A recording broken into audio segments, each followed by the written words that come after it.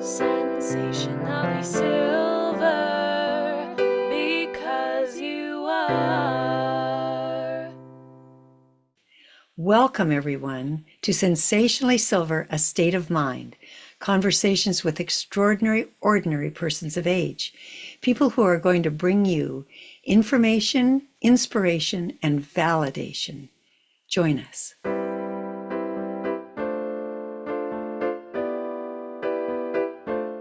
Hello, everyone, and welcome to Sensationally Silver, A State of Mind, conversations with extraordinary, ordinary persons of age. My guest today is Jill Hyers, and she is, I love this title, she is a ZEST Director, the ZEST Director at Maravia Senior Living Community. I want to get that title right. I had to ask Jill, what is the proper way to refer to this type of facility? And this is the one that people prefer. So Jill, welcome. Thank you. Thank you so much. You're going to be telling us today about what to look for in a senior living community. So my first question to you, Jill, besides first I have to ask you your age. So tell me your age. In January, I turned 63. Okay, so you get to be on this podcast because all my guests have to be 60 or over. So Jill, if you were looking for a senior living community, what is the first thing, top of the list, that you'd look for? I would look for an atmosphere of welcome, of community, like opportunity and welcoming. Welcoming. That's what I think most people are worried about, is that people are going to not be welcoming, not be, inviting, not be inclusive. And so I would look for a community that has those kinds of qualities that I could sense, the moment that I walked on campus. Are people greeting me? Are they smiling? Are they happy? Are they interested? Oh, I don't know you. What's your name? Things like that. Not people that are, high school kind of groups, not very inclusive. It's high school here. That's interesting. I guess it is, huh? Yeah. Because here are all the same people together day after day. And of course, it would be easy to kind of get into cliques and do that whole thing. So it sounds like a concern would be not feeling lonely in this environment, feeling a part of. Yeah. Definitely. I mean, you're going from a place that you've known probably all your life or for decades, a home that you've lived in and family and friends. And some people have moved across country. We just had somebody move in that was in the Palisades fire. She lost her home. And to see people reach out. And I mean, every day I see it. People are new. Other residents say, I don't know your name. Are you new? Welcome. You're going to love it here. And it's that kind of attitude where the cliques don't apply here. And we've worked on that bit by bit to, say that this is really important. And when people greeted you, how did you feel? And then pass it on. So that's one of the most important things here. For people to not feel lonely, to participate in however much they are capable of. And I suppose there are different levels that people are capable of. Jill, who came up with this incredible title for your job, ZEST Director? I love that whole idea. Our corporate director, 7 or 8 years ago, came to this wonderful terminology, because our ZEST, department is all about mind, body, and soul. Zest for living, a zest for life, and a zest for anticipation of things that they haven't even dreamed of. Sarah Matika was our corporate director that came up with this, and a whole program of how to reach seniors that are coming into a community like this and make it simple for them to follow a pathway towards health in mind, body, and soul. Okay. So from an activity director, I mean, I am like the cruise director, Julie McCoy, on the Love Boat. So activity director is what people probably know, or wellness or things like that. But we chose Zest, and it really does embody what we've got here. I like that idea of the love boat because in a way you are on a boat together, aren't you? I mean, there is a certain. We're the ship that never sails. We have 400 people here. Well, I know some of the activities that you've created. I remember one where you were taking people down to the harbor and off they were going into the water. I mean, it was amazing. So, Jill, what are some of the rewards for you as the ZEST director? What do you get to do? What do you get to see? I'll tell you that one particular kayaking experience came from one of our residents. So when people come to the community, you want to, let them know that this is a place where possibilities are limitless. Resident suggestions come to us. They're expected. So the residents have empowerment over what they choose to do. And so when the 95-year-old Muriel came to me and said, I really want to honor my husband who passed away a year ago in Africa. We were intrepid travelers. He passed away in Africa. And she said, I want to honor him on the anniversary of his passing. I want to go kayaking. It's something I've never done. Yeah, right. So my job is not to provide them with opportunities so much. I mean, we do. We tell them that meditation class is going to start, or we're going to have a high intensity interval training class that's going to start. That's great. But they come to us because they know that they're empowered to do so. We have ZEST committee meetings once a month, and the whole room is full of women and men with their ideas written down because they're still vital. They're still reading papers. They're still talking to their friends and family. And they know that if they bring it to us, we'll look into it and see if we can do it. And that's what we did was we looked into doing the kayaking. We took 11 people out. 11 people came back in. There was one of the places that they actually scoot the kayak up so they didn't have to get wet. And one of the residents said, I thought this was going to be one of those where, tips over and comes up and you came, we climbed the rock wall down on one of the facilities down in Santa Barbara. Some people just took 2 steps up and had a harness on. Some went up the whole rock wall. And that was their idea. And if we give them a chance, they'll start realizing that they are in power. They are in charge of what we do a lot. And so it gives them a sense of, you know what, I still matter. And my ideas are great. And you know what, I always did want to participate in something like as, a belly dancing class or a flash mob, which is what we did last year on a farmer's market. We had 30 residents break out into song and dance that we had rehearsed to Tina Turner's Rolling on the River, Proud Mary. I mean, it got 250,000 views on social media. And they were so pumped. They got back in the bus and they said, when can we do this again? This is so much fun. And so that sort of energy, that things that other people would say, you're not taking a 97-year-old to a rock climbing gym, are you? And I said, yeah, Muriel wants to go. She's legally blind. But she knows that if she has the opportunity, we're going to take care of her. We're not going to let anything happen to her, but we're going to let her spread her wings at 97 and see what she's capable of still doing. Because what we want to do at the end of the day is have them going back to their apartments, call up their grandchildren and say, guess what I did today? You'll never guess.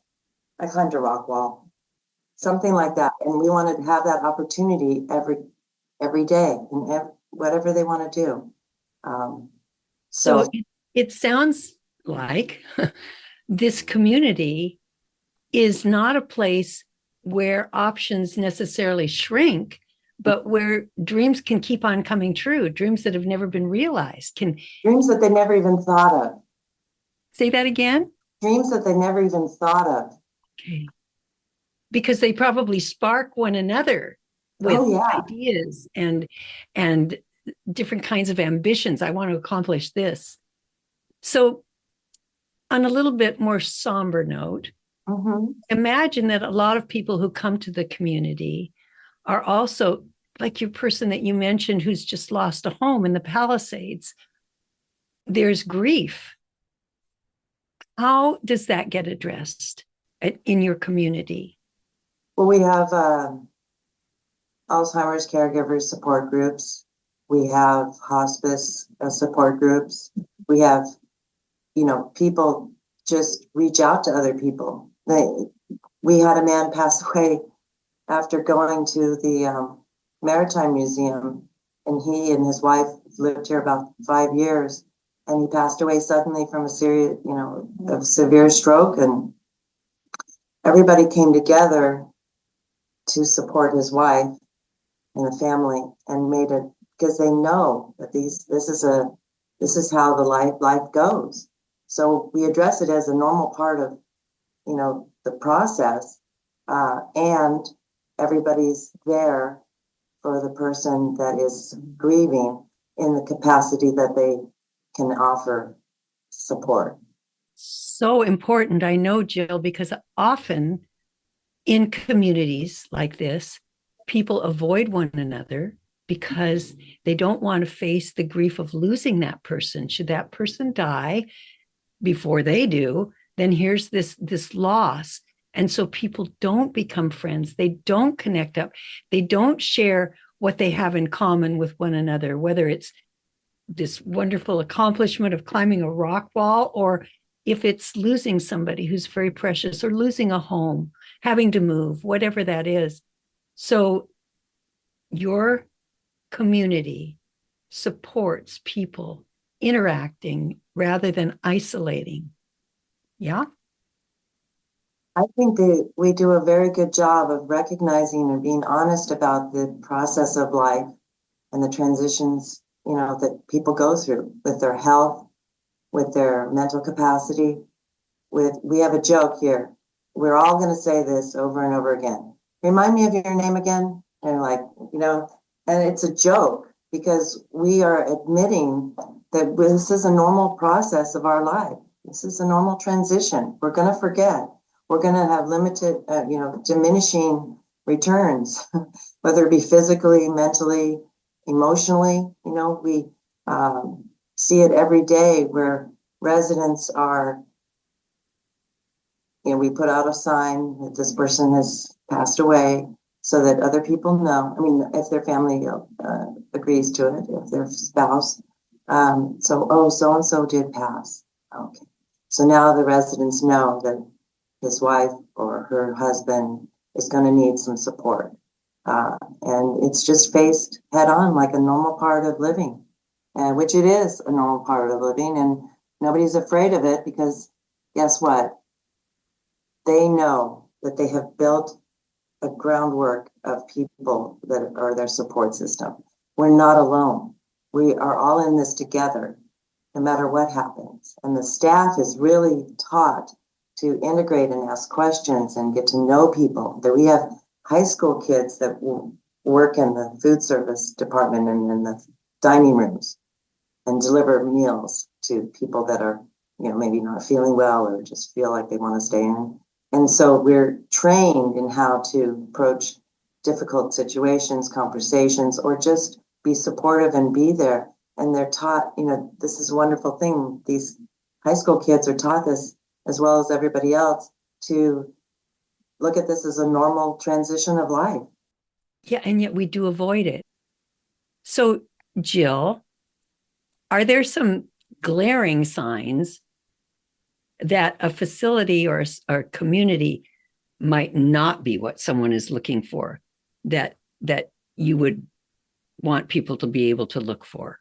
What are some of those like headline things? If staff and others put people down, or I don't know, don't have a sense of they're in charge, right? Like, well, this is what we offer. This is what we offer, and this is it. And I would ask the questions, well, what if somebody else has an idea about it? And well, we'll have to look into it and see if it fits into our schedule. See, we're not in charge of what they do. They want to do a Zumba class. They want to have an art teacher. They want to go cycling without age and get it. You know, they've heard of this thing where they can get into a bike and be propelled out by a volunteer. Oh, that's too scary. No, we don't do that. That wouldn't be safe. See, because the point is that it's not up to us whether or not we think what it doesn't matter what we think. If they want to try something, we just got this email from somebody that says that they've got these tracks for wheelchairs so that people that are limited in assisted living can go out and go on a beach walk. And for most, and and I'm honest with you, but my first thought is, oh my God, that's so scary. Bad things could happen. So we have to keep our minds open. That the second thought is, if we plan it well, right? We don't just go and do something. We have to really look into it, and it takes more effort. But we want to do that effort mindfully and really consciously to make sure that as best we can offer these opportunities to people because it's their idea and their choice, and it builds a sense of optimism that they're not done yet, right? I love that idea. What I'm hearing with everything you're saying, Jill, is when a person joins a community like this, either they're handing their life over and somebody else is in charge, or it's their life. It's my life, and I get to make choices. I get to experience things I haven't experienced before. I get to make friends. I get to join or say no, thank you. But it's not all about limits. Somebody isn't saying, oh, no, oh, no, and you have to do it this way. And in essence, don't make trouble. Yeah, and don't make trouble and don't look outside the box. Because we have playtime here. We have a game show called Maravia, Believe It or Not. So the residents come in and they sit down and they have a speak. One of their their fellow residents has a story, and it can be real or imagined, their choice. And so this gets us to the point where we find out about this resident, and if the story is true, then they're wearing this badge of honor now for the other 396 people that I can't believe that you were actually stuck on the tarmac for 2 weeks in the Iran, being hostages by Iran. Yeah, that did happen.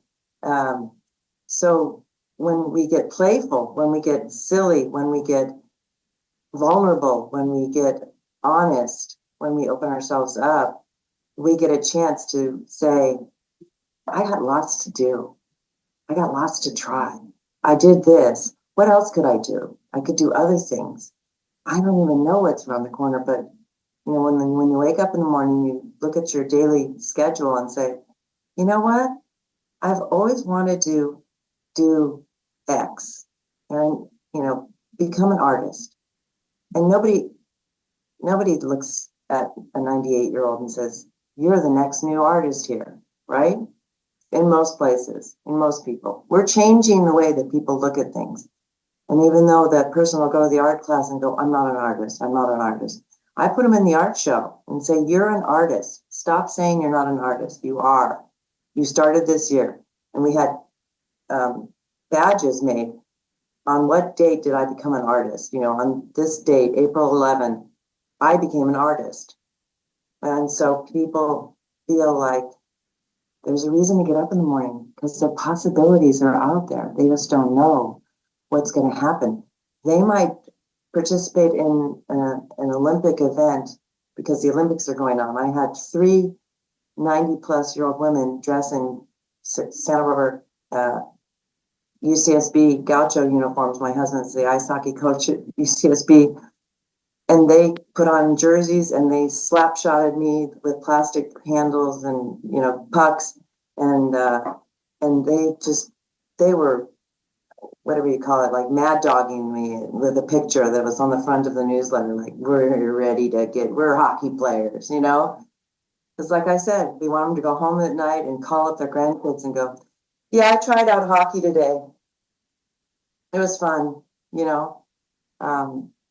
So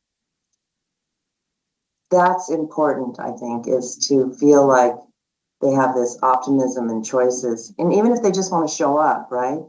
We had farm animals here from the rescue farm from Fillmore yesterday, and people had a wonderful time getting in there and having never petted a sheep or wanting to hold a Chinese crested chicken or whatever.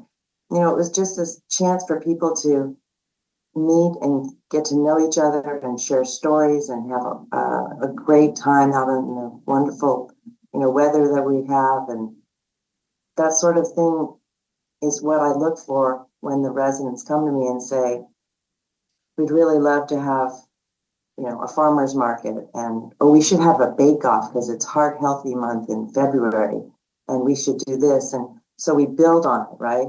And we have these residents that are kind of not instigators, maybe, but maybe instigators. We should have a drone video of Maravia and all of our activities. I'm like, oh my God, do you know how much work that's going to be? That's my first thought.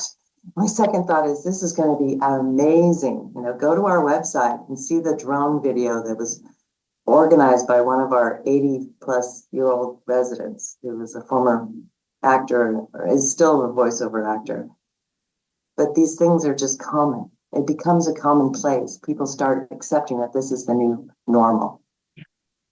So, Jill, before we end today, we're going to talk a little bit about you. I Okay. love all the things you've told us. I hope that everybody who's watching or listening is getting some changed ideas about what this kind of community is, what it has to offer, how it's full of possibility and dreams coming true. So, Jill, my first question to you is, and I think I know the answer, where would you rate on a scale from 1 to 10, with 10 being the best, your job satisfaction? If you could go to work every day and make a difference in somebody's life just because you know their story, when they move in, we ask them a whole series of questions, we interview them, and then we match them up with others like-minded, and it's just great to know about people. But if you could go and make a difference because you know today is the anniversary of someone's husband passing, or they just are going through something with their family, you could make a difference in somebody's life every day. Wouldn't you want to go back to that job every day? I do. And I feel so grateful. And people say, oh, doesn't it just, you know, encroach upon what, you know, your duties are? And I go, this is my main duty, is to follow these people on their path, walk with them on their path. And, you know, good, bad, and indifferent. But I feel really blessed to have the best job ever. I think that's what we all should have, is the best job ever. I met someone recently this weekend, actually, and he does a podcast. And he said, this podcast is my life. And I said, you know, that's how I feel about mine. I am so excited about talking to people and learning from them. It's this huge delight. And that's what I'm hearing from you, Jill, that you bring that sense of adventure that you have. And let's see if it's possible. Let's make it be possible. Let's go for it. So, in your own life, aside from this job, have your early wishes for yourself come true? So I didn't even have early wishes. I thought that my life was going to be just, you know, getting married, raising twins. Didn't really even know that this sort of a thing was possible. So when I found out that, as a history teacher, perfect segue into senior living, right? Because I know the Andrew sisters. I know all about, you know, the times and events that they've gone through. That it was exactly what I needed, was to watch people's lives unfold and to be there to support them. So yeah, and I think that I didn't realize that something like this was possible. But we have a great community through active aging. There's a journal on active aging through the International Council on Active Aging. It talks about all this stuff and makes it become normal to do all this and to walk with people through these things and to shift from what people have thought of in the past as an end place, right? This is where I ended up. No, this is where I landed. Mm. And so that's what I feel like. I didn't end up somewhere. I landed somewhere really special and sacred. And, that's what I think if I'd had future dreams when I was raising my kids, this would have been it. So it's almost as though your future dream found you. Yeah. I love that. I love Oh, that. yeah. Okay. So what are you looking forward to next, Jill? Like next week. We're going to have the Super Bowl party. Oh my God, New Year's Eve was so fun this year. We had the 100-year-old Helena with her walker starting the conga line, and I came out from somewhere. I was like, because we have a live band, we go down at 9 o'clock, the ball drops. And we always have a conga line at the end of one of these 4th of July parties or New Year's Eve parties. And everybody gets up and I'm like, who started the conga line? And Helena looked at me and went, so I guess what I'm looking forward to is bringing more wellness in the terms of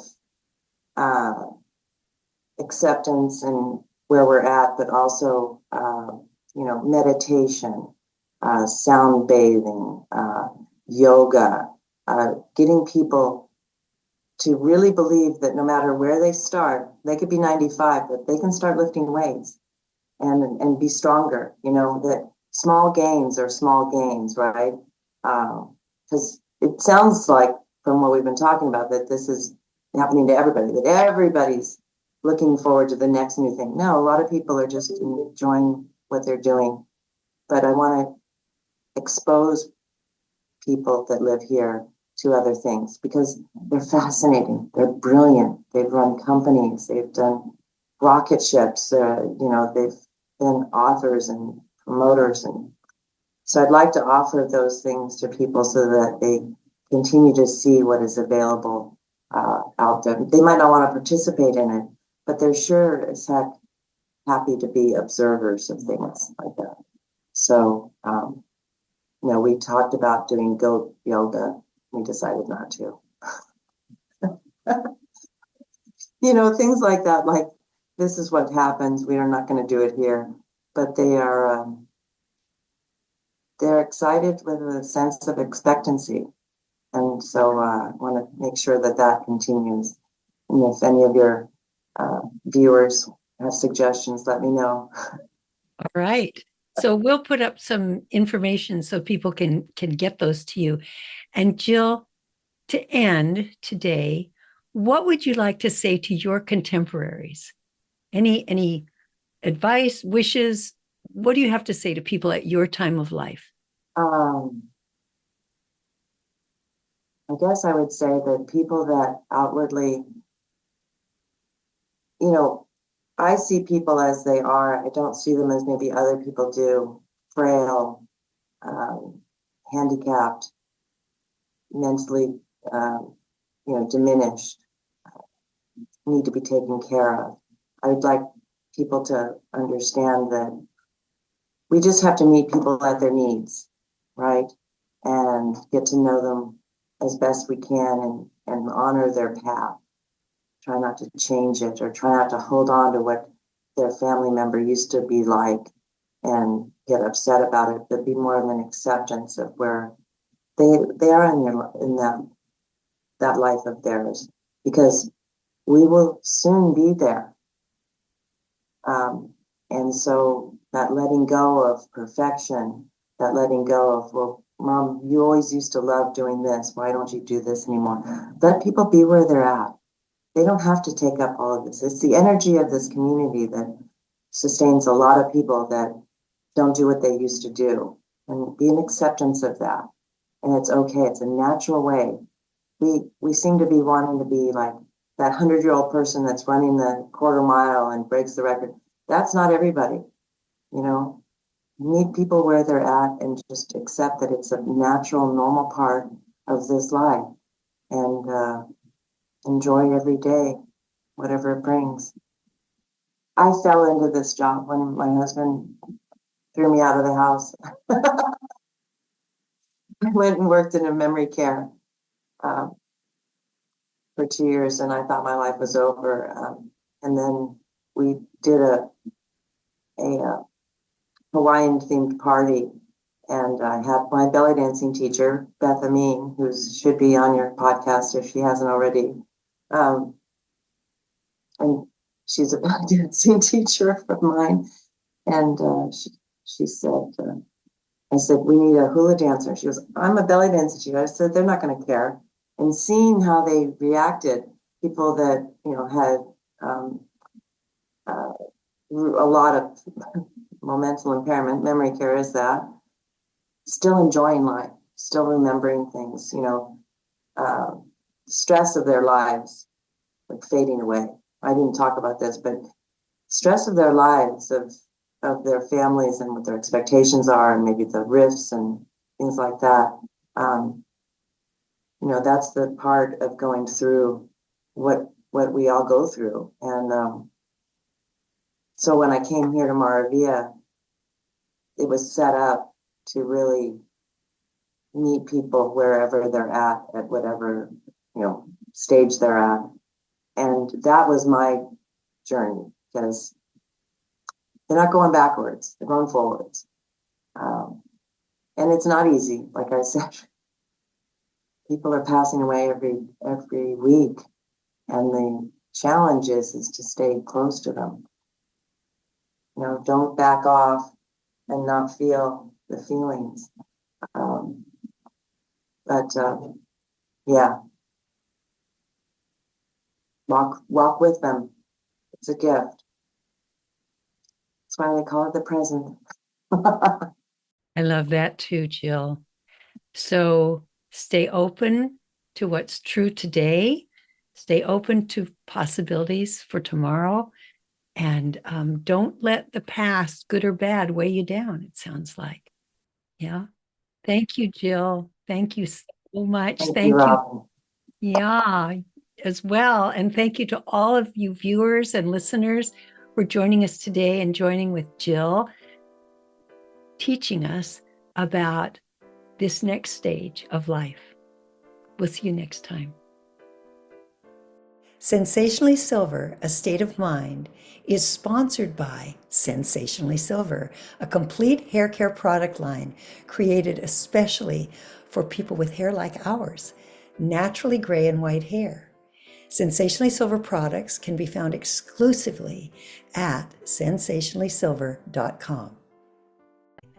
Sensationally silver, because you are.